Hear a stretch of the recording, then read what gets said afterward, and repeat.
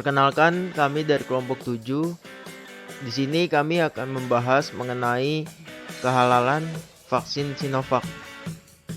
Jadi, mengenai berbagai produk sendiri yang masuk ke dalam Indonesia haruslah terlebih dahulu melewati proses uji kehalalan, serta telah ditandai oleh label sertifikasi dari Majelis Ulama Indonesia atau MUI, yang dimana label ini akan ditempelkan pada setiap produk yang akan dipasarkan di Indonesia, khususnya makanan. Bahaya produk yang tidak terdapat sertifikasi halal dari MUI dan digunakan secara luas dapat mengganggu ketenangan jiwa masyarakat muslim di Indonesia.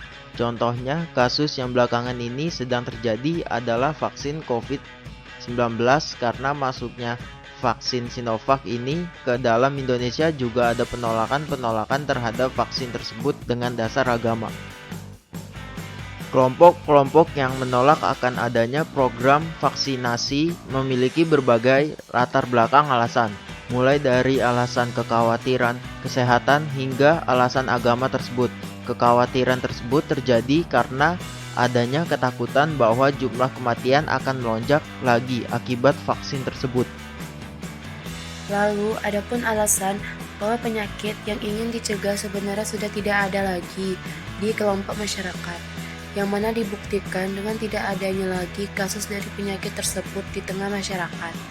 Kekhawatiran ini mengakibatkan munculnya berbagai teori politik atau gerakan anti-vaksin yang dicatat sudah mulai pada tahun 1800-an, dan gerakan ini pula semakin meningkat pada tahun 1998.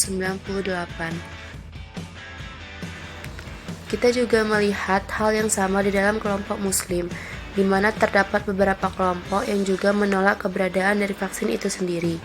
Dapat dilihat gerakan beberapa kelompok muslim ini paling banyak didorong oleh gelombang penolakan vaksin meningitis yang diwajibkan bagi orang yang hendak pergi ibadah haji atau umroh pada tahun 2010.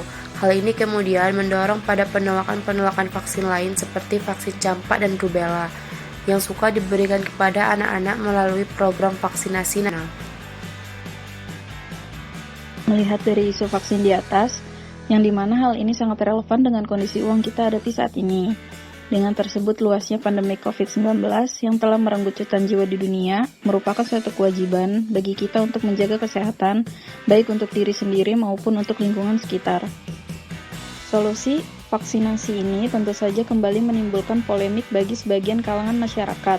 Pertama, karena adanya keraguan pada pengembangan vaksin yang dilakukan dengan periode waktu yang cukup cepat, yaitu sekitar 1 tahun saja, sehingga hal ini berbanding terbalik dengan vaksin-vaksin lain yang masa pengembangannya memakan waktu bertahun-tahun, yang akhirnya hal ini menimbulkan kekhawatiran dari sebagian masyarakat terhadap efek samping atau dampak dari vaksin tersebut terhadap yang menerimanya. Namun, karena masih tergolong jenis vaksin baru, berbagai penelitian dan evaluasi masih tetap perlu dilakukan untuk menilai efek vaksin dalam jangka panjang pada manusia.